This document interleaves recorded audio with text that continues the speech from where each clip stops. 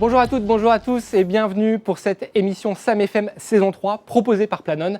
Comme vous le voyez, cette année, nous avons quitté le confort de notre studio pour aller sur le terrain au plus près des utilisateurs de Sam FM, cette solution clé en main de digital maintenance et de service management. À mes côtés, Sami Fatine, bonjour. Bonjour. Vous êtes directeur de la BU Sam FM chez Planon. C'est la 3e année que nous nous retrouvons pour cette émission. Alors pourquoi cette nouvelle édition et pourquoi ce choix de la réaliser depuis différents sites de clients et partenaires de Sam FM ?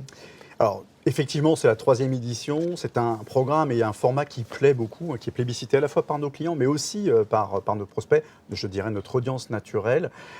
Et c'est vrai que cette année, il nous a semblé que c'était l'occasion aussi de rendre hommage à nos clients, de venir au plus près finalement de ceux qui travaillent avec nos solutions. En particulier aujourd'hui, avec notre présence au sein des Tours du Haut. Dans le 13e arrondissement de Paris. Exactement. Et avec cette petite fierté tout de même de savoir que depuis 3 ans, tous les bâtiments iconiques qui sont sortis de terre et qui ont été livrés au public sont équipés de Sam FM. Dont celui-ci. Dont celui-ci, qui d'ailleurs héberge lui également des clients de Sam FM. Bon, le hasard fait bien les choses. C'est peut-être pas seulement du hasard. Alors, chaque année, chaque édition a son thème. Cette année, il sera le suivant. La GMAO, atout majeur des stratégies d'entreprise dans un contexte d'accélération des mutations socio-économiques et environnementales. Je reprends mon souffle pour vous poser la question.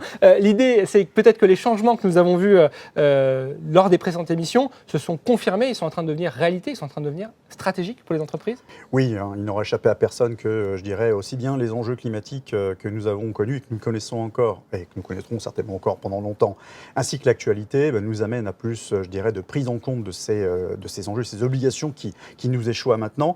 Et c'est naturel pour Sam FM de venir accompagner ses clients dans cette démarche et dans cette transition. D'autant plus que cette transition, aujourd'hui, elle a également un aspect réglementaire. On a évoqué le décret tertiaire. Aujourd'hui, il s'agit de quelque chose de réel, de concret. Et il est temps pour chacun d'entre nous de produire les plans et les actions qui sont attendus. Dans ce contexte de mutation, le SI est plus que jamais une sorte de colonne vertébrale dans la relation entre, d'un côté, le prestataire de service et de l'autre côté, le client. C'est l'idée ? Oui, on avait déjà évoqué ce sujet il y a quelque temps, le système d'information au cœur de la relation entre un client et ses donneurs d'ordre. Je pense qu'aujourd'hui, on va encore plus loin, parce qu'il s'agit plus seulement de piloter finalement par l'un l'activité de l'autre, mais vraiment de, ensemble, se donner les moyens d'avancer conjointement sur ces plans de progrès. Très bien. Alors, les habitués du format savent que cette émission dure environ 1 heure. Est-ce que Samy, vous me faites une confiance pour ne rien oublier du sommaire ? J'en suis certain. Bon, alors on va essayer. Alors, nous commencerons par une table ronde qui sera enregistrée ici même autour des enjeux d'ESG et de RSE pour les entreprises. Nous découvrirons ensuite un entretien vidéo que Pierre Guelen, PDG de Planon, vous a accordé. C'était en Hollande, il y a quelques jours, Samy. Siège, ouais. Très bien. Nous quitterons ensuite Paris pour nous tourner vers Roissy, chez Air France, un site évidemment prestigieux. Nous rencontrerons les acteurs qui font vivre la stratégie FM de la compagnie. Nous découvrirons ensuite un témoignage client Sam FM. Il s'agira de BNP Paribas Real Estate Property Management. Et puis nous terminerons ce beau programme, Samy, par le traditionnel point sur les nouveautés Sam FM. C'est une séquence qui est attendue de vos clients. C'est le moment, je dirais, crucial de ce programme. Mais effectivement, comme chaque année, Sam FM son lot de nouveautés qui arrivera très prochainement. Et donc j'ai hâte de partager ça avec notre audience. Parfait. Bon, je n'ai rien oublié, Samy, c'est bon ? Je ne crois pas. Alors on passe à la table d'ouverture qui se tiendra ici même dans les Tours du Haut. À tout de suite.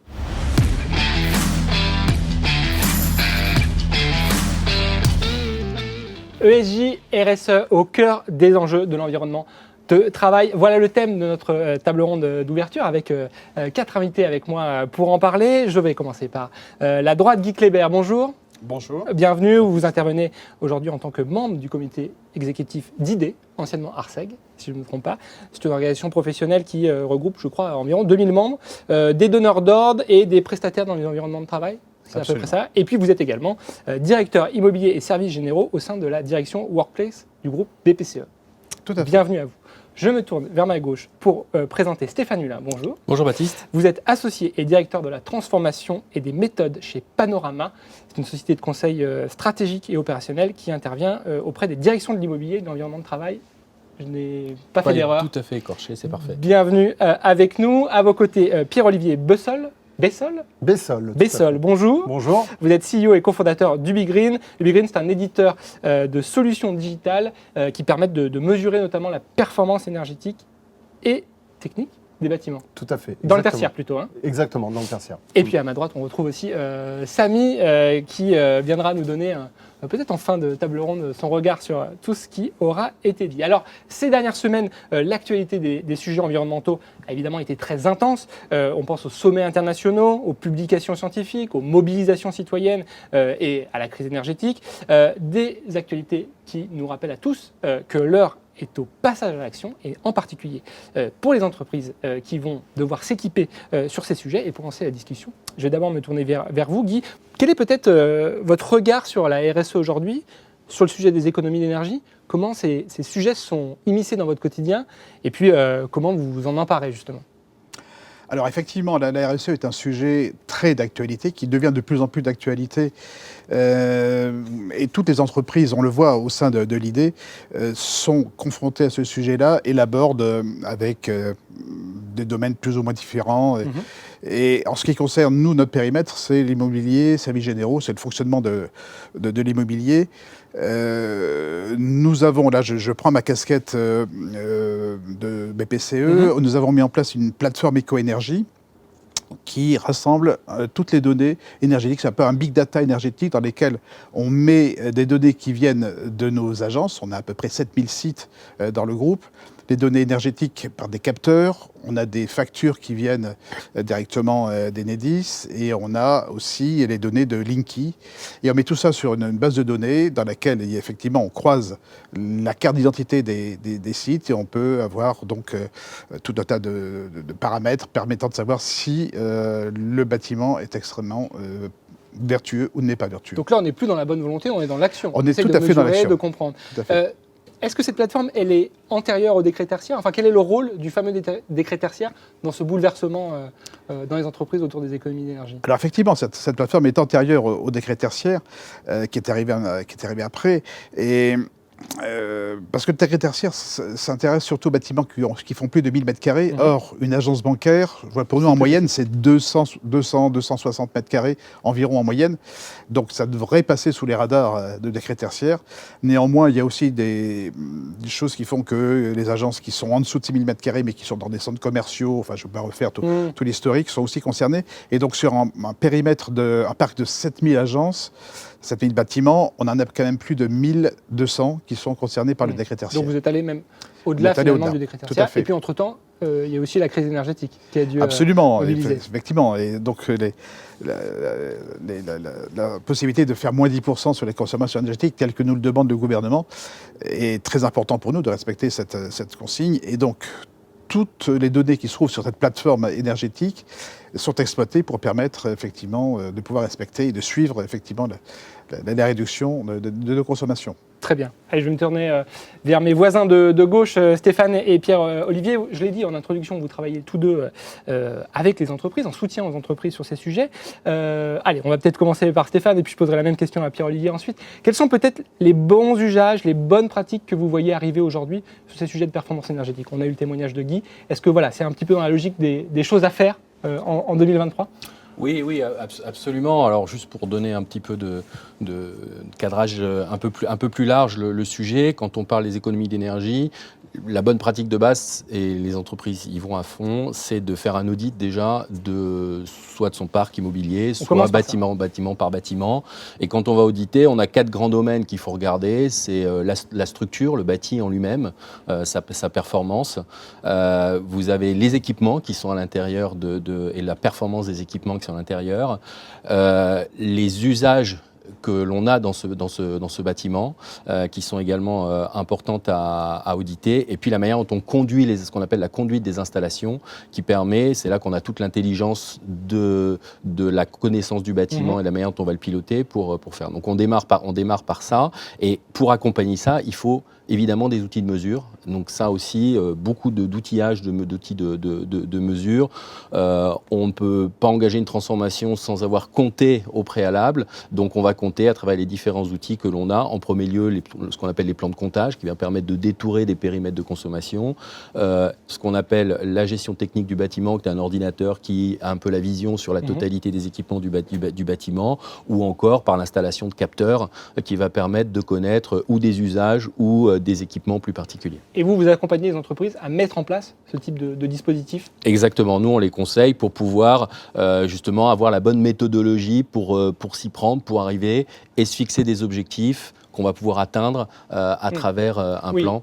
Il y a la notion d'objectif. On ne fait pas ça sans résultat. Exactement. Le décret tertiaire, déjà en lui-même, nous y contraint de se fixer des objectifs. Puis on a d'autres éléments qui vont pousser. On aura probablement l'occasion d'y revenir pendant la discussion. Très bien. Pierre-Olivier, même question. Comment ça se passe de votre côté? Quel service vous proposez peut-être aux entreprises pour progresser? Je rejoins complètement ce qui a été dit, et c'est tant mieux. On voit bien que la data est au cœur de la problématique. Nous, on insiste vraiment sur le fait de mettre en corrélation l'usage, les besoins, quelles sont les surfaces dont j'ai besoin, les espaces, quel est le confort attendu dans ces espaces. Donc mettre en corrélation l'usage avec les consommations d'énergie, de fluide dont on a besoin. Et c'est vraiment cette problématique sur laquelle on fait de plus en plus un focus ces derniers temps, et vous en parliez juste avant à juste titre, c'est d'identifier finalement toutes ces consommations dont on n'a pas besoin, et que l'on peut réduire simplement en faisant cette chasse au gaspillage que l'on va détecter via la donnée. Une question sur les capteurs. Je crois que vous implantez des capteurs des bâtiments. Ouais. À une époque, il fallait mettre des capteurs partout. Maintenant, on nous dit qu'il ne faut plus en mettre. Quelle est la bonne mesure sur ces sujets? En fait, c'est beaucoup de pragmatisme, on va dire. Il y a déjà énormément de données existantes dans le bâtiment. On en parlait tout à l'heure. Il y a des factures, il y a des données qui nous proviennent d'Enedis, de GRDF. Il y a des données des GTB lorsqu'il y a des bâtiments équipés de GTB. Donc déjà, collectons et faisons parler toutes ces données qui sont existantes dans le bâtiment, et on complétera ensuite par des capteurs là où on a des manques et des besoins d'identifier. On va chercher les zones d'ombre. Exactement, tout à fait. Un mot, une même question pour tous les deux. Par votre expérience, quels sont les leviers, les indicateurs les plus importants? Parce qu'on peut tout mesurer et sans forcément en tirer des résultats. Voilà, quels sont peut-être les sujets sur lesquels les entreprises qui nous écoutent ont intérêt à être particulièrement vigilants? Les indicateurs clés qu'on va suivre, c'est évidemment la consommation des énergies au mètre carré, la consommation par occupant. Il faut adapter ces indicateurs aussi à l'usage du bâtiment, évidemment, pour pouvoir aussi les comparer, les benchmarker, pour pouvoir mettre en place des actions qui vont permettre d'atteindre les objectifs qu'on s'est fixés. Et puis, au-delà de ça, il y a aussi maintenant des nouveaux indicateurs qui vont devoir être mis en place pour alimenter les reporting de la Corporate Sustainability Act qui va rentrer en application à partir de 2025 et qui va contraindre les entreprises à intégrer, au même titre qu'un bilan comptable ou qu'un compte de résultats, va devoir aussi éditer de la donnée concernant leur performance environnementale. Donc forcément, l'immobilier représentant selon les activités, 40%. Entre 10 et 40%. Prendre les entreprises tertiaires, l'immobilier pèse beaucoup dans leur bilan énergétique. Pour une entreprise industrielle, forcément un peu moins. Forcément, ça va être des données clés qui vont alimenter ces reportings à l'avenir. Pierre-Olivier, sur vos outils, quels sont peut-être les équipements ou les consommations qui sont le plus en rouge, ou alors celles où on a le plus de gains à trouver? Concrètement, vous l'avez compris, on fait le rapport entre l'usage et la consommation, et c'est vrai que c'est un double effet levier. Déjà, adaptons les espaces aux réels besoins de l'entreprise pour optimiser cet espace d'une part, et puis éviter de chauffer des espaces à moitié ou pas du tout utilisés. Et puis derrière, on va optimiser ces consommations en travaillant sur les périodes inoccupées, les optimisations. Ce qui est intéressant, on en parlait tout à l'heure, le décret tertiaire, au-delà du décret en lui-même, a uniformisé aussi la façon dont on compte, dont on benchmark, à uniformiser les indicateurs qui nous permettent de nous comparer. Et c'est vrai que on retrouve assez classiquement le kilowattheure par mètre carré, mais même au-delà, je dirais que nous, on prône beaucoup chez UbiGreen le kilowattheure par mètre carré occupé, qui nous semble encore plus juste vis-à-vis de la performance énergétique. Un mot, Guy, peut-être sur... Là, on rentre un peu déjà dans la mécanique un peu de ces sujets. Vous, j'imagine que vous travaillez avec des prestataires, avec des contrats FM également. Est-ce que ça vient aussi impacter les relations avec tous les prestataires que vous pouvez avoir sur les différentes agences ou les différents sites si on parle de BPCE? Oui, bien sûr. Alors, on travaille avec beaucoup de prestataires multiservices, multitechniques. Et on leur demande effectivement de s'engager un petit peu sur l'amélioration de la performance énergétique de nos bâtiments, en pilotant l'énergie. Et on a constaté que souvent, ces prestataires n'avaient pas forcément les compétences en direct et se faisaient aider de sociétés spécialisées qui vont leur apporter cette compétence qu'ils n'ont pas. Donc, ils arrivent peu ou prou à proposer ce service. Et pour ça, nous, on leur donne accès à la plateforme dont je parlais tout à l'heure, qui leur donne vraiment un panel d'informations leur permettant de prendre les bonnes décisions au bon moment sur les bons sites. Et donc, il y a une relation de confiance quand même, parce que vous livrez aussi des données sur vos sites. Bien sûr. D'ailleurs, l'ouverture de données internes à une société extérieure est un sujet que le RSSI, d'ailleurs, regarde très sérieusement. Bon, très bien. En tout cas, ça devient, on parlait de côté incontournable tout à l'heure, voilà, dans des contrats, c'est un sujet qui aujourd'hui apparaît quasiment systématiquement. Absolument, non, oui, tout à fait. Bien. Contrat de performance énergétique, oui. Très bien. Stéphane, Pierre-Olivier, pour les entreprises qui nous regardent, peut-être quelques conseils, comment commencer? Parce que c'est vrai que ça peut sembler énorme au commencement. Alors, je ne sais pas, qui veut se lancer? Qui veut commencer d'ailleurs? Je veux bien. Allez, me lancer. Stéphane, quel conseil? Si on devait retenir un ou deux conseils pour ceux qui... Alors nous, on a une prise de conseil, donc j'ai un petit peu méthodologisé un peu ça. Il faut d'abord identifier les besoins de comptage. Encore une fois la mesure, que ce soit le comptage des consommations, que le comptage des usages, la mesure des usages. Donc pour ça, il y a des outils qui existent sur le marché. Le plus possible automatisé tout ce qui est télé-relevage, parce que ça peut consommer beaucoup de temps. Chronophage, donc il faut l'automatiser au maximum. Intégrer ces données-là, un peu comme l'a fait BPCE, sur une plateforme, dans un logiciel qui va permettre d'avoir accès à l'ensemble de la donnée facilement pour pouvoir l'analyser. Et comparer peut-être. Et comparer. Avoir des tableaux de bord pour pouvoir suivre tout ça, et puis se fixer des objectifs. Ça, c'est l'étape suivante. Des objectifs, je le disais tout à l'heure, vous avez soit à travers le décret tertiaire, qui est un élément de part, il vous impose et vous oblige à vous fixer des objectifs et à les atteindre. Ils sont même mentionnés dans la loi, à partir de votre année de référence. Et puis, définir des objectifs par rapport à vos objectifs de consommation, reporter ça, et puis suivre ensuite votre plan d'action et vos économies au fur et à mesure. C'est un sport d'endurance. Ouais, l'immobilier est un temps long. Pierre-Olivier, même question peut-être, avec un petit ajout, c'est est-ce qu'on mesure tout de suite? Ou est-ce qu'on fait un premier site? On commence par un premier site? Quelles sont vos recommandations? Non, clairement, il ne faut pas outiller pour outiller, déployer des capteurs pour déployer des capteurs. On est vraiment, encore une fois, dans une première approche où il y a besoin de faire un état des lieux, comme je le disais tout à l'heure, avec les données existantes. Et puis ensuite de détailler ses consommations selon des plans de comptage pour aller affiner ses consommations. L'important, c'est de rester malin. Pour vous donner un exemple, pas besoin d'outiller lourdement une chaufferie qui va coûter cher en termes d'outillage et de comptage. On peut en face mettre un capteur de température qui va nous permettre de voir le rendu de ce chauffage dans le bâtiment pour voir s'il y a des optimisations possibles. Et donc, c'est vraiment rester pragmatique, collecter une donnée qu'on doit fiabiliser, ça c'est un vrai point important, et s'inscrire dans une dynamique dans la durée. On en parlait tout à l'heure. L'objectif de ces données, c'est certes de trouver les économies à court terme, mais aussi d'accompagner un plan d'amélioration, de voir le résultat effectif des actions qu'on va mettre en œuvre pour accompagner cette amélioration dans la durée. Très bien. Je vais me tourner vers Samy, qui est très attentif depuis le début de cette discussion. Allez, peut-être une petite réaction sur ce qu'on vient d'entendre, juste à chaud, et puis après on parlera un petit peu du lien avec Sam FM. Oui, alors c'est vrai que ce que je trouve intéressant, c'est que dans les solutions telles que les nôtres, finalement, ça fait longtemps qu'on a cette espèce de volet développement durable. D'ailleurs, c'est quasiment plus un terme qu'on utilise, parce que je pense qu'on a raccourci maintenant, on est passé un cap, mais qui restait en fait finalement aussi un petit peu des modules prétextes. On se rendait bien compte, on en avait besoin même parfois pour pouvoir répondre à des cahiers des charges, notamment dans le domaine public. Là, on voit bien que ça ne peut pas suffire. On l'a dit, le plan d'action doit être très clair, livrer les résultats qui ont été identifiés comme étant engageant. Et c'est vrai qu'on s'aperçoit que finalement, il y a là maintenant peut-être le bon momentum entre finalement les besoins, des technologies dont on voyait finalement pas toujours bien la nécessité. Les IoT, je pense que beaucoup ont appris à s'en passer. Aujourd'hui, on voit qu'ils deviennent nécessaires et surtout, on commence à percevoir à quoi ils vont véritablement nous servir. Et je pense que, je l'ai dit tout à l'heure, il y a... Le moment est en train d'évoluer, il y a une convergence technique, métier, je dirais même un rapprochement du temps long et du temps court qui est en train de s'opérer. Et je pense que c'est une formidable finalement opportunité pour tous de enfin mettre en pratique et d'utiliser les solutions qu'on a à notre disposition.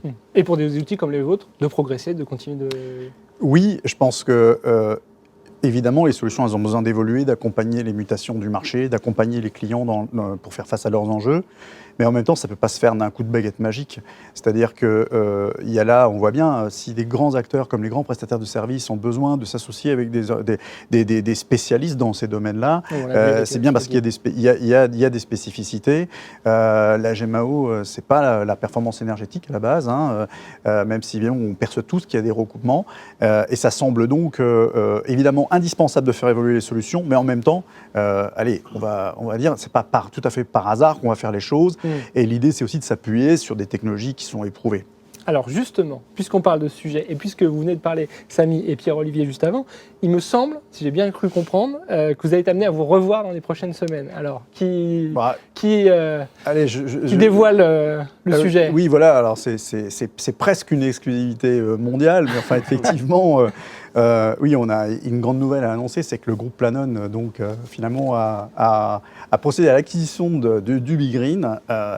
Pas non plus par hasard, c'est bien parce qu'effectivement, c'est un enjeu essentiel pour un éditeur comme Planon de s'associer finalement les meilleurs outils, mais surtout les meilleures compétences du marché pour accompagner ses clients. Et effectivement, très rapidement, notre choix s'est tourné vers un acteur comme UbiGreen, qui a parfois été un concurrent d'ailleurs sur certains dossiers. Et donc oui, effectivement, ça fait beaucoup de joie qu'aujourd'hui on annonce ce rapprochement entre nos deux sociétés. Rapprochement qui va se traduire concrètement aussi par l'intégration technologique des solutions d'UbiGreen dans les outils Planon. Très bien. Pierre-Olivier, vous êtes le cofondateur. Tout à fait. Donc ça doit vous faire un petit pincement au cœur. C'est une étape importante quand même. C'est une belle étape, pas forcément un pincement au cœur, parce qu'il y a de très belles choses à faire ensemble. On est ravis de rejoindre le groupe Planon, avec qui on partage les mêmes valeurs et puis la même volonté d'agir réellement sur le terrain, d'avoir un impact réel. On est assez complémentaires en termes d'offres aussi. Et pour nous, UbiGreen, c'est une vraie opportunité aussi d'accélérer au niveau international, parce que Planon est largement déployé au niveau international, et de pouvoir offrir du coup à nos clients une offre complète qui adresse ces problématiques de manière globale, quoi. Très bien. On suivra ce partenariat, ce rapprochement dans fait. les prochaines semaines. L'heure est déjà venue de terminer un petit peu cette table ronde. Je l'ai dit en introduction, on a souvent fait le procès aux entreprises d'être un peu dans le greenwashing. Et aujourd'hui, en tout cas en vous entendant, en vous écoutant, on a l'impression que cette époque est un peu révolue. Moi, j'ai envie de vous demander ce qui va se passer demain. On a toujours envie de savoir ce qui va se passer. Est-ce que vous êtes optimiste? Guy, par exemple, comment vous voyez les choses? Est-ce que c'est une tendance de fond? Elle va s'amplifier? Comment vous imaginez la suite de ce sujet? On est vraiment sur une tendance de fond qui vient de commencer, et qui aurait peut-être pu commencer un peu plus tôt, mais je crois que les événements géopolitiques ont accéléré tout ça. Mais on doit rentrer dans une prise de conscience que ça y est, tous les jeunes... tout le monde est en train de rentrer dans cette prise de conscience que l'énergie n'est pas illimitée, et qu'il va falloir se limiter, être sobre. Et on a été dans une société de gaspillage peut-être jusqu'à présent, et les temps ont changé. Donc je suis sûr que dans les prochaines années, on est dans une accélération de ce mouvement-là. Est-ce que si on refait cette table ronde dans quelques temps, on ne parlera plus d'économie d'énergie, mais d'énergie positive, de bâtiments énergie positive? Ça peut être un sujet pour les prochaines éditions? C'est un sujet qui est étudié par beaucoup d'entreprises au sein de l'ID, et particulièrement au sein de BPCE. On a effectivement des sièges où on a des panneaux solaires, et on a des sièges BEPOS, oui, tout à fait. Bon, ça méritera peut-être une prochaine invitation. Avec plaisir. sur notre table ronde. Messieurs, même question, comment vous voyez sur les 2-3 ans qui nous attendent l'évolution de ces sujets, et peut-être de la réglementation ou des enjeux? Même si l'immobilier est un temps long, c'est une course contre la montre maintenant, donc il faut aller très vite. Donc il y a des leviers en ce moment, je pense les pouvoirs publics, qui doivent être, à mon avis, extrêmement moteurs pour pousser les entreprises, et je pense qu'ils ne l'ont pas été assez jusqu'à présent. Quand on voit le temps qu'a mis le décret tertiaire pour accoucher, ça a été bien trop long, donc que de temps perdu. Donc j'ai envie de dire, il faut mettre les bouchées doubles, et les pouvoirs publics en tête doivent vraiment montrer montrer la voie pour y aller. Et c'est comme ça que les entreprises bougeront. Et puis après, il y a l'effet aussi des coûts de l'énergie qui fait que c'est un accélérateur aussi pour tout le monde parce que la nécessité de consommer moins se voit aussi directement dans la facture et dans les comptes des entreprises. Donc, c'est deux leviers, à mon avis, qui vont permettre d'accélérer assez vivement la transformation à ce niveau-là. Très bien. Même question. Ouais, je suis également très optimiste sur la prise de conscience générale. C'est vrai qu'au-delà des premiers engagés dans le domaine du RSE, les tarifs des énergies, le décret tertiaire, comme on en parlait, ont fini d'embarquer le reste du marché. Comme on dit toujours, si vous ne le faites pas pour la planète, faites-le au moins pour le portefeuille et ça rendra service à la planète. On voit vraiment qu'il y a cette prise de conscience qui s'engage dans la durée et c'est vraiment une bonne chose pour nos activités. Parfait. Je vais évidemment remercier nos trois invités pour votre participation à cette table ronde. Samy, on se retrouve juste après pour prolonger cette émission. Merci à vous de nous avoir suivis et on continue cette émission avec les prochaines séquences. De retour en compagnie de Samy pour la suite de cette émission. Déjà un petit mot sur la table ronde. Peut-être quel est le message que vous retenez des propos de nos invités ? Ce que je trouve le plus marquant, finalement, c'est de se rendre compte qu'autour d'une thématique qu'on évoquait, les ESG, en fait, tout l'écosystème est mobilisé. Et pas, je dirais, les uns dans une relation nécessairement je dirais, commerciale vis-à-vis des uns des autres, mais vraiment dans une logique de partenariat. On sent bien, ça n'est pas le sujet qui est dévolu à une seule de ces parties-là. Il y a vraiment une nécessité de consensus et d'efforts communs.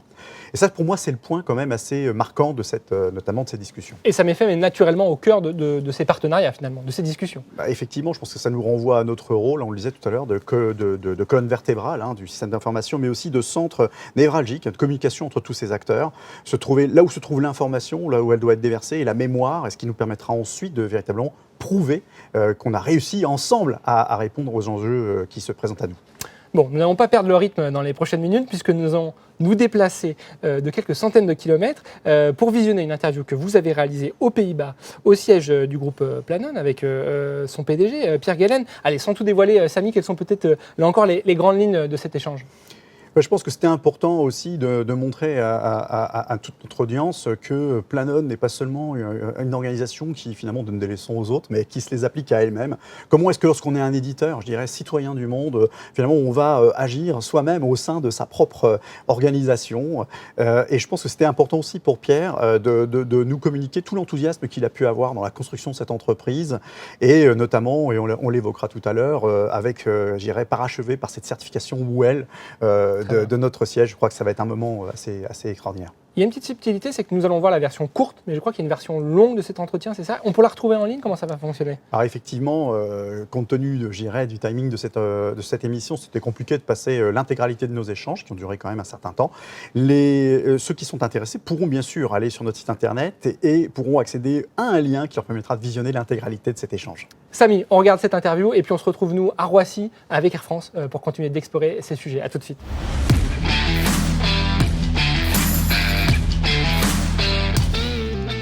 Donc nous sommes ici dans le QG de Planon à Nimègue et je suis avec Pierre Gelen. Pierre, good morning. So I think not everybody knows you, so maybe you could introduce yourself a little bit? Yes, of course. My name is Pierre Gelen. I'm a CEO and founder 40 years ago already of the Planon Group. And as you know, the Planon Group is a software company. Yeah. And what we do is develop, implement, and sell and maintain software for building management. Okay, Pierre, so now what kind of customer do we have in Planon? Yeah, well, more like 3 categories. First of all, it are all customers related to buildings. Mm-hmm. We always state as a company focused on buildings, building management. And the 3 parties involved there, so the building owners, the real estate owners who want to know how much leases are coming in, what the future costs are, etc. of buildings, they are our customers. Then the building users, for facility management, space usage, room bookings, that kind of things, maintenance for example. And the third category is some service providers. So the people taking care of the services in the building, everything from catering to maintenance to energy management, etc. So all these 3 customer groups use our software. And it makes it interesting because we have also, for example, customers who exchange data between their Planon systems. There's a university here in Groningen who exchange data with a big service provider here in the Netherlands. And so if the service provider does maintenance to an installation, the customer can see it immediately in his own system. And that, of course, is interesting. So this whole data flow about things happening around buildings, that's covered by our systems and by our customers. So Pierre, where are we now? Yeah, we are in the planet jungle. No, this is our headquarters, and we call that our clubhouse. Because we have a strong belief that the time that you had all these old-fashioned buildings, you know, office buildings with cubicles in there, they were more like prisons for people. Mm-hmm. And we believe nowadays offices should be much more. They should be a clubhouse where people like to come. So we are trying to lure people to the office. And how do you do that? By offering a very attractive environment, a kind of 5-star hotel experience for your office. Yeah. And the interesting thing is, it doesn't make the office more expensive or something like that, but it raises the quality enormously. I can assume that it's also part of what has changed a lot during those last 40 years you mentioned earlier. So what are for you the main market evolution for the last, I would say, 10 years, because 15 years maybe? You know, it's strange that, let's say, 15 years ago, solutions like ours were used by the back office staff. Mm-hmm. They didn't even have a connection with the front office. And now you see it not just in our sector, everything starts with the customer interface, the app, making it possible for the customer, in this case the employee, to interact with the system. Yeah. They drive the system. So it has become much more people-oriented. I had an experience around the year 2000 with a huge company. And there was a facility manager talking about all these annoying people who are keeping him from his job to maintain the building. And I said, the only reason you are here is because people are in your building. Of course. Otherwise, you would not have a job as facility manager. And that change, that it starts with the user of the building, how to provide him the best experience, that we do in restaurants, in theaters, everywhere in the world, but not always yet in offices. For companies, yeah, that is, I think, the biggest change that took place. And that means that the people nowadays demand, your employees demand this high level of experience, this high level of service, this high level of a healthy work environment, to make that come true. Yeah, that's indeed the lessons learned from the COVID period, I think. And now we are entering a hybrid modus of working. And that's indeed where I think Planon as a company and as a software editor, we can really offer something to the market, help our customer to success in these new challenges. And what we try to do here, we will walk around, I'll show you around that, is eat our own dog food. Because we first need to do it ourselves. If we can bring it to the highest level and in the best way possible, then with our software, of course, then our customers can see, hey, listen, this is what I can do. So we try also to inspire our customers what you can do. And again, the office doesn't become more expensive or something. It's easy things that you can do to let's say, improve the experience of the user. And let's show you around and show you some of the things we are doing to raise that experience. Okay, with pleasure. Yeah? Let's go. Okay. So Pierre, you mentioned attractivity, talent retention. I think health is also important for Planon. Where are we here? We are in our gym. And we have here trainings every day. Often during lunch we have yoga classes, so people can keep their clothes on. And then later in the afternoon we have training with a personal trainer here. And because we had this idea when we created this, we want people to leave in the evening healthier than when they came in the morning. And of course the big thing in offices is that people don't move enough. And by having our own gym, we inspire people to do something, to act and to move around, etc. Yeah, you have, I would say, at heart the well-being. I know that also Planon has been rewarded recently, this place. Do you want to say a word? We have achieved the WELL Platinum Award, and that means that this is now one of the top 5 healthiest buildings of the Netherlands. Wow. And that's more than just having a gym and having a good lunch. Also the whole installation of the building, everything is optimized to make it as healthy as possible for our employees.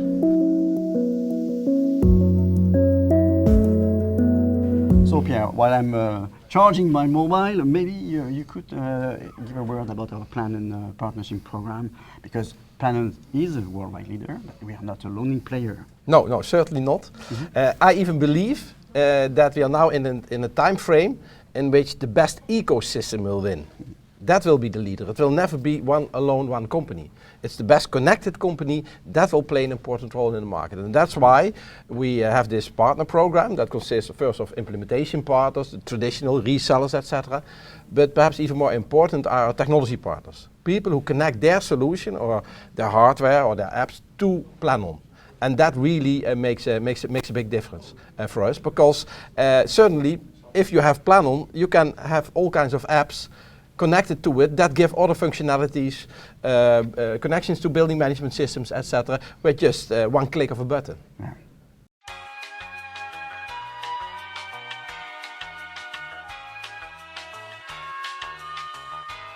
Yeah, we are now in the Planon outside meeting room. Yes. I think it's a good place to talk about the future, the market evolution, and essentially the vision of Planon. What is finally what Planon is going to propose to the future. Yeah. You know, we already talked a bit about it. I strongly believe that the best ecosystem will win, the best connected solutions. And that's why it's not just the Planon story, it's also the story about all our partners together. And we are really heavy investing in making our solution much more into a platform where now already a lot of other companies develop software on, add apps to the system. And our customers then can choose these apps if they want extra functionality that connects really well to Planon but is not built by Planon. I think that's one of the main things that's happening. And why is that? Because in a smart building you have different technologies producing data. It's not just one technology. It used to be that you had one building management system giving all the data. That's no longer the case. You have everything is becoming smart. Even your toilet paper holder is saying, hey, it's empty. And if you can collect all that data into one system, and that could be Planon, and the system knows what to do with the data, because it's not just having beautiful graphs, it's also, of course, showing your managers what to do with it, or redirecting these things to the right service providers. That's, of course, connecting. And we see Planon in the middle of that. Planon connecting everything together. And the users of the building, the service providers of the building, and the facility managers and owners of the building. And that's what we see as our main future. I think almost everybody knows now that Schneider is an investor in Planon. But why, Pierre? Would you say? Yeah. Well, if you believe that the best ecosystem will win, then Schneider is an ideal candidate to be part of that ecosystem. In 1/3 of all business buildings in the world, there's Schneider Electric equipment, all producing data. And we want to connect to that. And not just Schneider, by the way, also to Siemens and to other Honeywell equipment, etc. But it's clear that if you have such a huge technology company that's really investing into new technologies around buildings, then that is the way to go. The second biggest reason is that we think the biggest challenge we have at this moment, let's say for the next 15, 20 years, is making all the existing buildings more sustainable. And Schneider Electric was called the most sustainable company in the world, because they're already believing in this all-electric world and in saving energy and looking at how to operate buildings in the most efficient way. So if you connect that with our software, and the possibilities we have to also engage the users of the building into that, this supply and demand matching we talked about, I think then you see an ideal combination. And I think together we can really have an impact in making the buildings of the world more sustainable, smarter, and ready for the future. Well, Pierre, I think we are at the end of this interview. I want to thank you very much for the time that you have given us and all those information and enlightenments. Maybe to close this interview, you want to say a few words in French? Well, my French is not that extensive, but let's say à bientôt. À bientôt. Kijk, here we have the beans. This side. Yeah, it's ready. Let's make sure. Yeah. De retour pour la suite de cette émission, ici à Roissy. Samy, vous êtes rentré des Pays-Bas. Alors, Roissy, un site que tout le monde connaît. Je n'imagine que ce n'est pas dû au hasard, notre présence ici. Non, effectivement, c'était important pour nous dans cette réflexion commune que nous sommes en train de faire aujourd'hui autour des enjeux ESG, RSE, tout ce qui aujourd'hui dans le post-Covid nous amène à repenser finalement le FM et son utilisation, d'être au plus près de nos clients. Alors quoi de mieux que Air France, un client historique, je devrais dire un partenaire, puisque grandement contributeur au sein du club utilisateur pour nous aider à garder Sam FM, je dirais, au plus près des enjeux. Et effectivement, aujourd'hui, dans leur contexte de renouvellement de leur contrat FM, ils sont appelés finalement, avec leurs partenaires Atalian, à travailler ensemble à la réalisation finalement de ces plans de progrès qui sont aujourd'hui rendus indispensables par la législation. Une approche partenariale qui est assez emblématique des enjeux du FM aujourd'hui? Oui, je pense que ils seront mieux placés que nous pour en parler, mais la notion de partenaire devient un terme qui ne doit plus être galvaudé. C'est comment est-ce que ensemble on peut produire des effets, je dirais, concrets et améliorer finalement la pertinence et la qualité finalement du FM des entreprises. Parfait. Ce sera donc Olivier d'Air France et Rudy Legrand d'Atalian, que je vais retrouver pour une interview croisée dans quelques minutes. Je les rejoins et on se retrouve après pour en parler, Samy. À tout à l'heure. À tout à l'heure.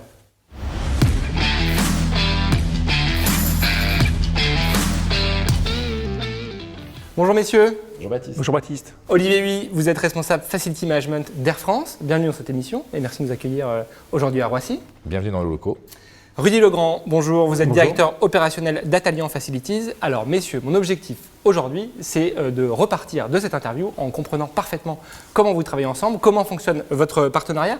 Je vais peut-être d'abord me tourner vers Olivier. Expliquez-nous comment s'organise le FM pour Air France et puis quels sont les enjeux de cette stratégie FM. Alors le Facility Management s'organise autour de tous nos sites Île-de-France et France, puisqu'on est en full FM sur tous les sites majeurs d'Air France, 15 sites sur la France métropolitaine. Elle s'organise sur tous nos sujets multitechniques et multiservices autour de notre préventif réglementaire et bien entendu aussi tous nos correctifs en partenariat avec Atalian et Atalian SPI sur le marché Île-de-France pour les sites industriels. Vous êtes un utilisateur de Sam FM, même un partenaire de Sam FM, on peut le dire. Quel rôle joue cette solution justement dans cette stratégie FM pour Air France? Alors c'est notre cœur de travail, c'est-à-dire que sans Sam FM, nous ne piloterions pas nos sites. C'est dans Sam FM qu'on planifie tout, qu'on planifie toutes les visites réglementaires et préventives classiques à prévoir sur l'année, qu'on contrôle ce qui est fait.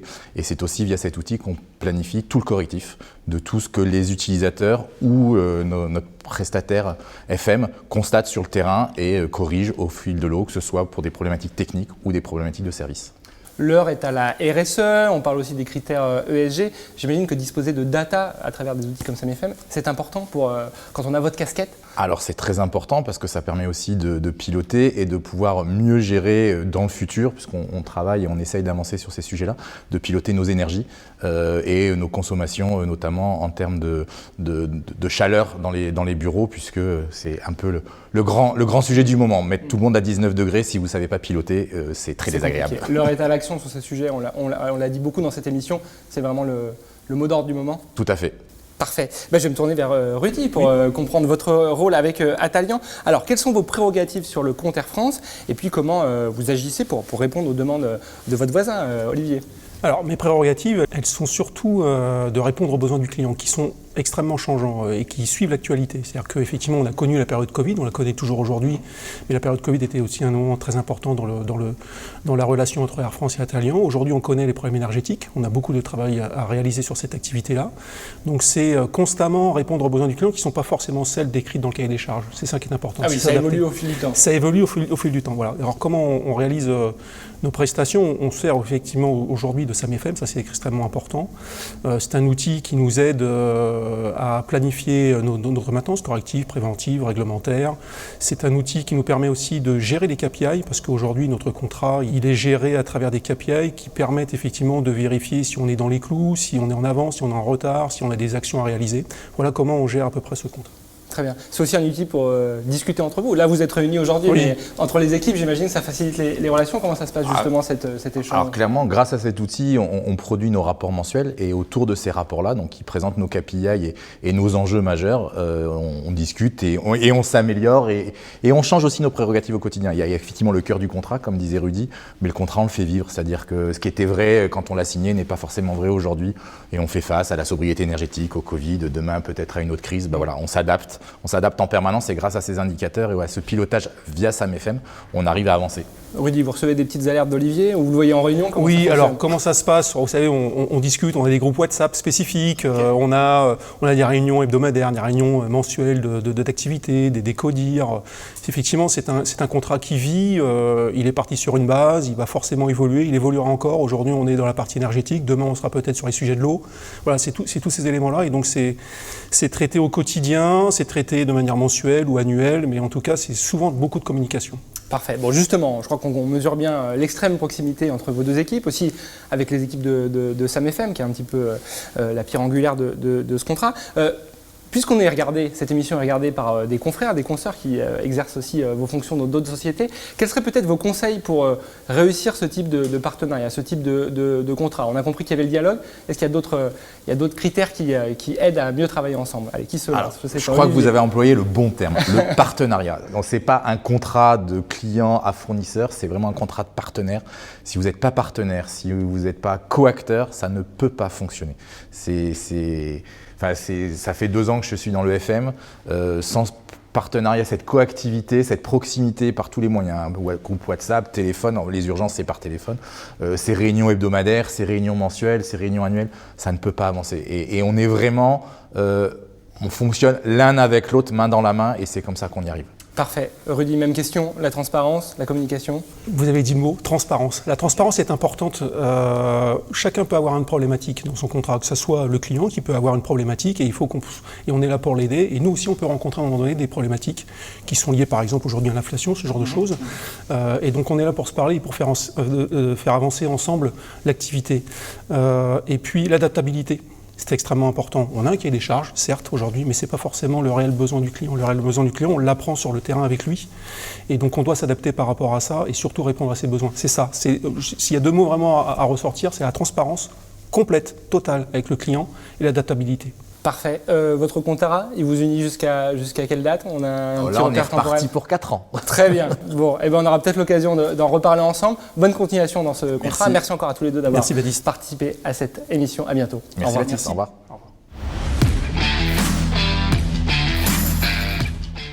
Suite de cette émission, toujours avec Samy. Samy, on ne va pas paraphraser les propos de nos 2 invités. Quand même un élément fort que j'ai retenu moi de cette interview avec eux. Finalement, on aurait pu penser qu'on pourrait aller vers une totale externalisation du FM.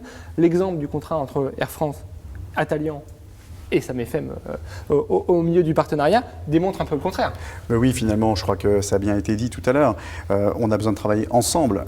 Alors évidemment, la tentation de la délégation, c'est quelque chose qu'on a pu connaître. Aujourd'hui, on voit que chacun son métier, chacun peut contribuer finalement à la réussite commune du sujet. C'est le cas aussi d'ailleurs pour nous en tant que finalement facilitateurs de cette relation entre le donneur d'ordre, son prestataire, mais qui deviennent des partenaires. Et effectivement, je pense que c'est un modèle qui doit être dupliqué, qui d'ailleurs a tendance à se dupliquer actuellement. Depuis le début de l'émission, on parle beaucoup de RSE, de ESG. Ça encore, ça oblige les entreprises un petit peu à se réinventer, à utiliser ce genre d'outils, ce genre de stratégie? Mais oui, parce que de toute façon, on voit bien maintenant, il ne s'agit plus de savoir si on a envie de le faire. On est contraint de le faire, disons-le, et on voit bien qu'il y a des besoins qui doivent être finalement pourvus. Chacun va apporter sa pierre à l'édifice et effectivement, on le voit. Et d'ailleurs, y compris dans des secteurs d'activité un peu différents. Là, on est chez un grand industriel de l'aéronautique, mais si on se projette sur les property managers, par exemple, on voit que là, les enjeux sont colossaux, notamment en termes de sobriété énergétique. Bon, la transition est toute trouvée vers notre prochaine séquence, puisque notre prochain invité sera Xangor Choukas, directeur général du Property Management Europe chez BNP Paribas Real Estate. Alors cette fois, c'est moi qui me suis un petit peu échappé pour le rencontrer, Samy. On regarde l'interview avec nos spectateurs et puis on se retrouve ensuite pour la débriefer. À tout à l'heure. À tout à l'heure.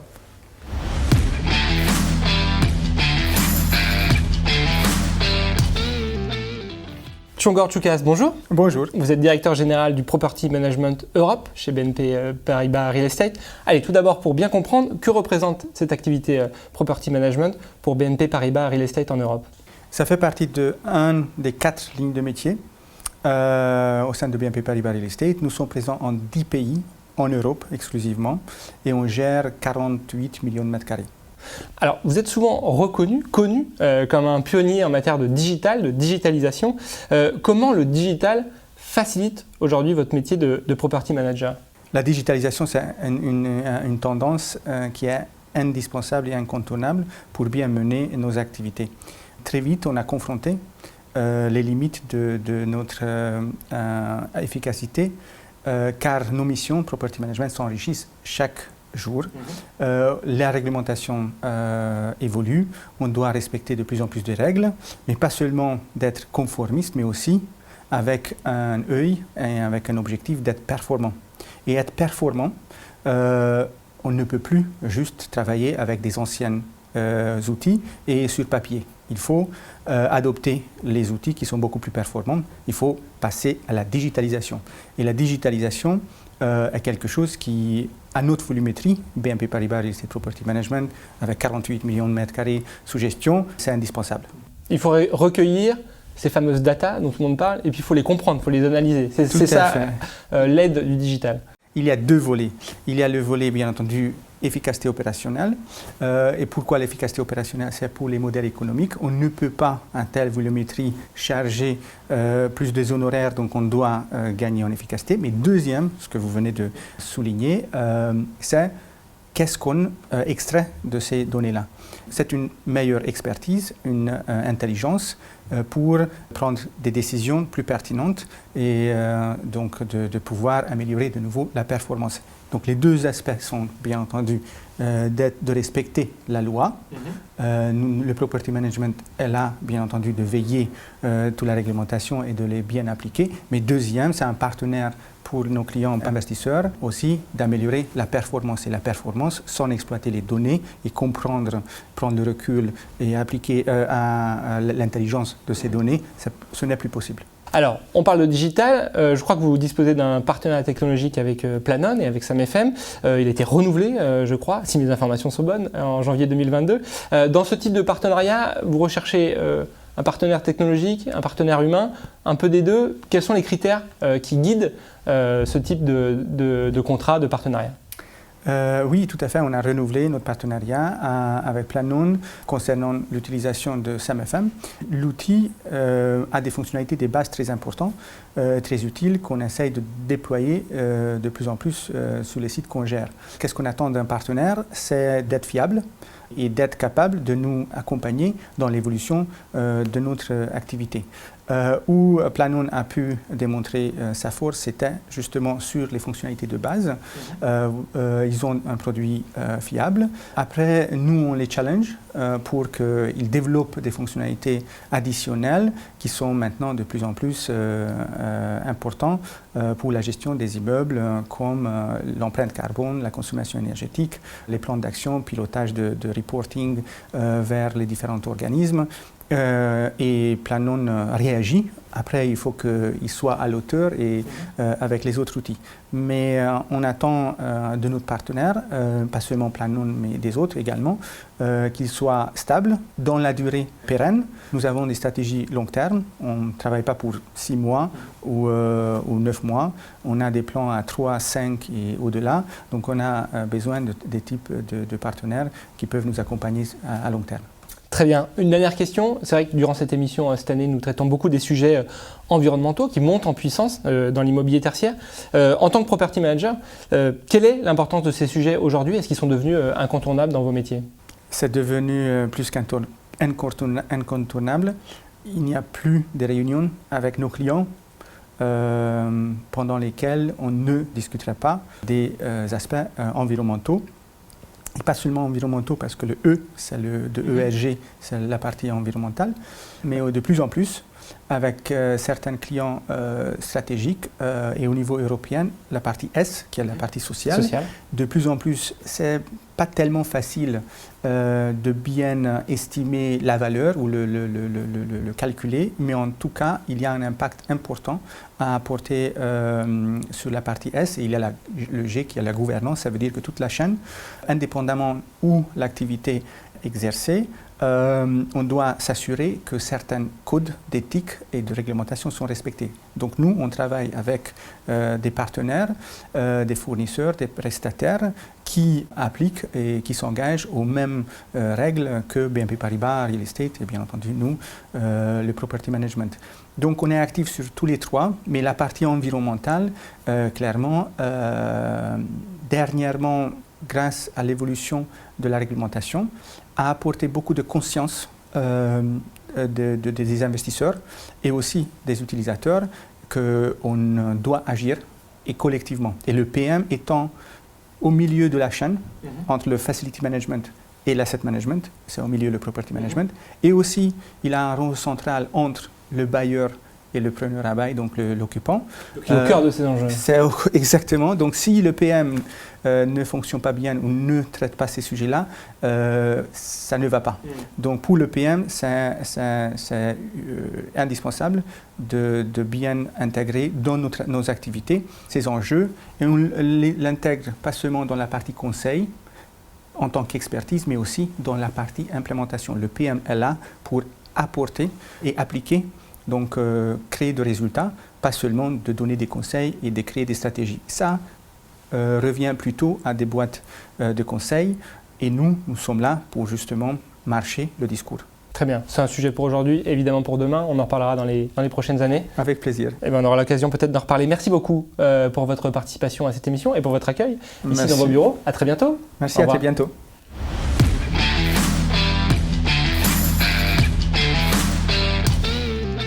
Terminons cette émission par la traditionnelle séquence d'actualité. Vous voyez, Samy, on a trouvé des petits fauteuils pour finir de façon confortable. Allez, on commence peut-être par une nouveauté assez évidente.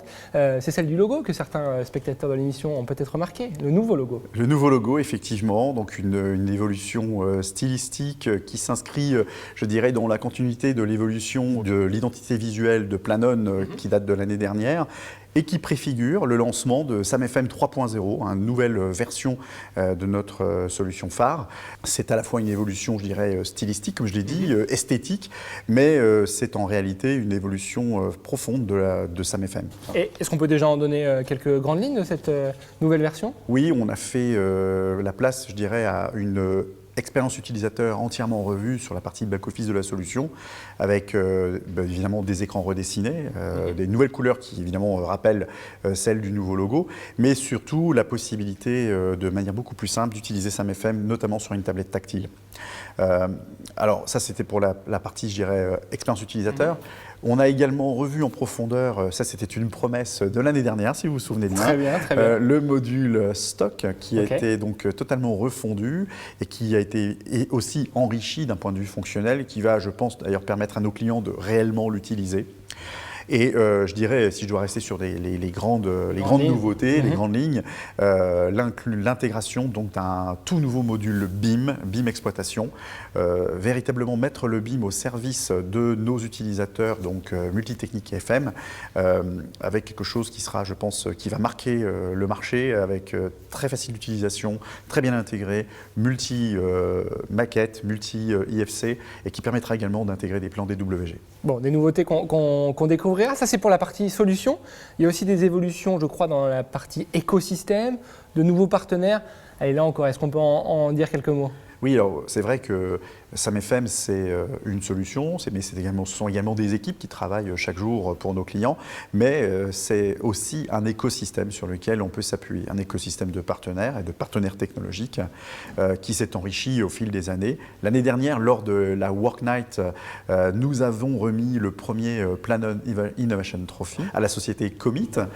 Commit, donc, c'est un portail qui permet de mettre en évidence et à disposition de l'entreprise les ressources cachées au sein de l'entreprise. Communauté d'experts. Des hein, comités c'est ça d'experts, exactement, au sein d'un réseau social interne et qui avait vraiment retenu notre attention, notamment pour, je dirais, la technicité de leurs solutions, mais aussi le côté visionnaire, et encore plus aujourd'hui dans un monde post-Covid où les gens ont besoin de se connaître et de collaborer aussi à distance. Ça nous a semblé vraiment extrêmement pertinent. Et évidemment, donc cette année, nous remettrons le Planon Innovation Trophy, deuxième du nom. Et donc, j'invite les startups à candidater très largement. Bon, le message est passé. Là, on approche vraiment du gong de fin de cette émission. Alors, je sais que chaque année, vous êtes de plus en plus nombreux à la visionner, avec des métiers, des fonctions différentes. Donc, chacun piochera peut-être ce qui l'intéresse le plus. Vous, Samy, quel grand message, peut-être quel grand bilan vous dressez de toutes ces rencontres avec nos invités durant cette émission ? Je pense que finalement, on s'aperçoit que, y compris sur des enjeux nouveaux, les recettes qui étaient celles du succès se confirment. Hein. La logique de partenariat, ça a été beaucoup dit par nos différents intervenants. Le fait de pouvoir s'appuyer sur les compétences de tiers de confiance, la maîtrise de la donnée et des solutions, la transparence au sein des organisations vis-à-vis les unes des autres, ce sont les recettes finalement gagnantes pour faire face aux enjeux d'hier comme d'aujourd'hui. Très bien. Alors je disais en introduction que cette séquence d'actualité devenait un peu traditionnelle de nos émissions. Il y a aussi une autre tradition, c'est que chaque année je vous demande ce qui va se passer l'année d'après. Je vous demande d'être un peu devin. Alors bon, sans être évidemment avoir raison à coup sûr sur l'avenir, est-ce que vous avez comme ça quelques idées d'enjeux qui pourraient être encore plus forts dans les prochains mois, qui pourraient émerger ? Ouais, je pense que c'est sûr qu'on est tous très occupés avec l'actualité et notamment l'actualité ESG au sein, et qui nous amène tous à plus de sobriété et notamment dans le pilotage de nos ressources et dans la manière de consommer les fluides et les énergies chaque jour. Bon, ça va évidemment accaparer beaucoup de l'actualité de nos clients, comme d'ailleurs la nôtre, avec des développements à la clé qui sont mis en œuvre. Et puis, je dirais également l'importance de plus en plus forte du bâtiment intelligent, l'émergence du smart building comme étant quelque chose de maintenant rendu concret.